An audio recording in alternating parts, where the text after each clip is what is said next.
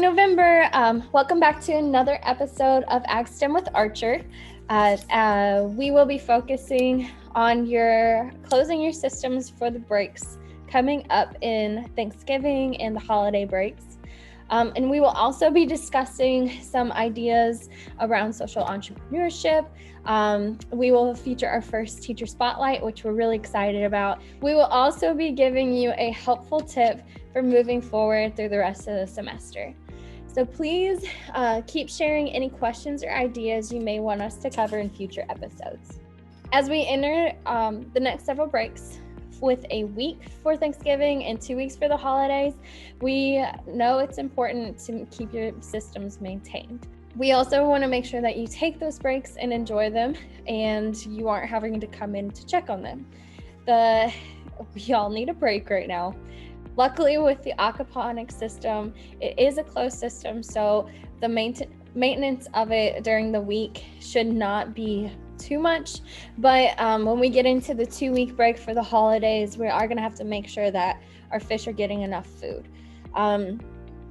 So when we feed our fish, there's a couple options that we're going to go over, and we are going to build a booklet for you to look over and use as like a manual to kind of help you with that part. So look for that coming in the next couple weeks. And we'll have it posted on our website and also sent out to you. As always, we hope you're doing great. And if you have anything that you want us to share in our episodes, please reach out to us. Thank you.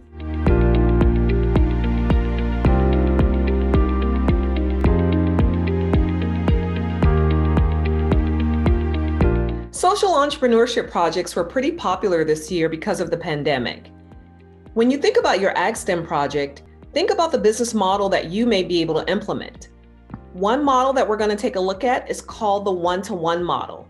This is where for every product you sell, you also give one away. You want to make sure the methodology that you implement, that you're able to sell the product and make money while giving others away. A company that has successfully implemented this strategy is called Grain for Grain. They make low-carb, high-protein flour from spent grain from breweries. Yes, you heard me correctly. Take a look at their story. That's grain, 4, grain.com. And then think about a business model you may be able to implement.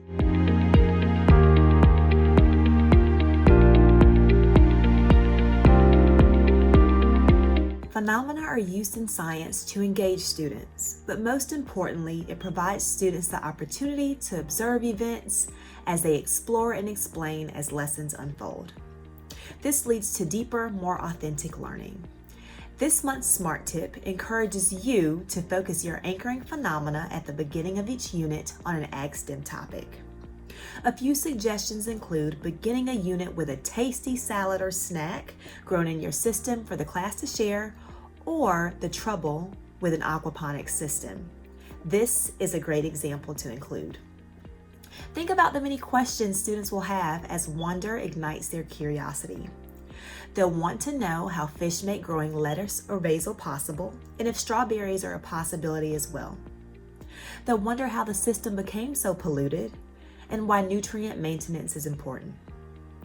While the system is exciting already, we want to encourage you this month to intentionally plan your unit by opening with observable facts and events related to aquaponics. Happy teaching as you tap into new, deeper levels of learning.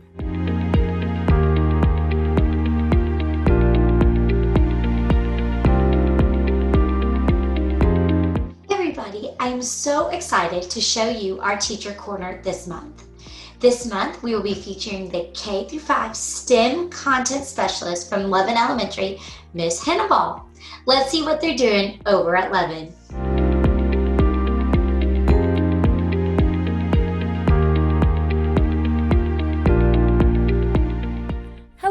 everybody. This is Garen Henneball. I am over at Lovin Elementary School, and I'm going to talk to you today about our aquaponics in the Archer cluster, specifically some things we're doing over here at Lovin.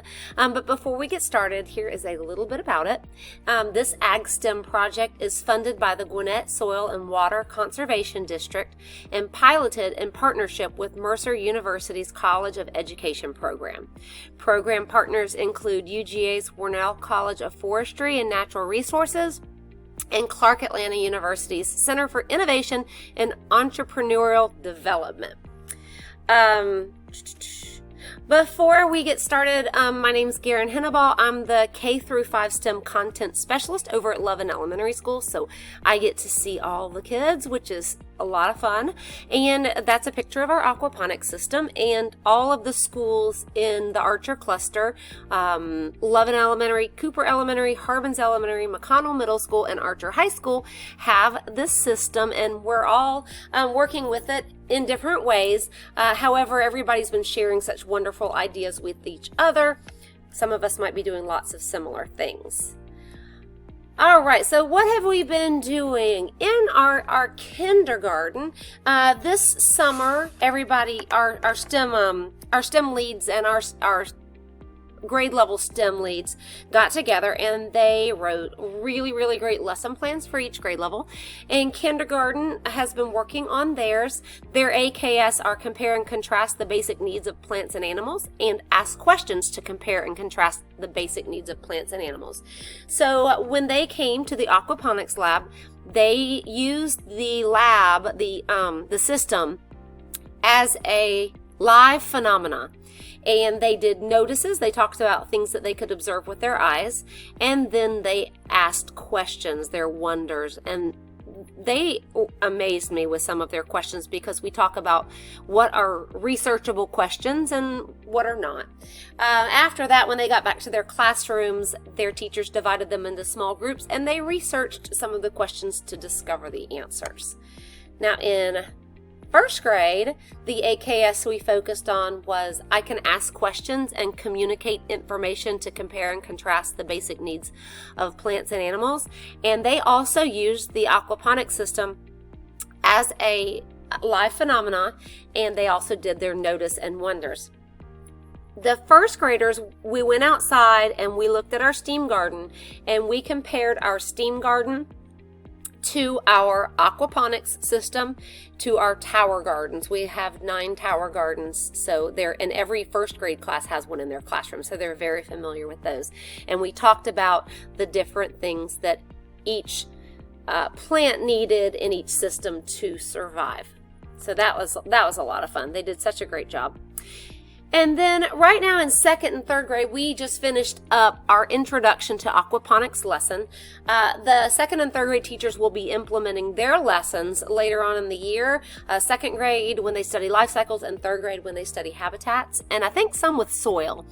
And I want to give a huge shout out to Miss Shamley over at Harbins. She shared that interactive Google slideshow with us, and she's so technology savvy. So a big shout out to her. Thank you, Miss Shamley, for sharing that with us. I cannot take credit for that.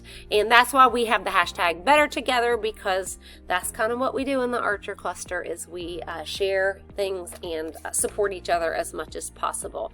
So kindergarten, first, second, and third have all been to the lab with lessons, and fourth and fifth, it has not gone in yet, but each Friday, the classes school-wide have the opportunity to sign up and come in the lab, and we collect our data. And this is what I use that Google slideshow for that Ms. Shamley made.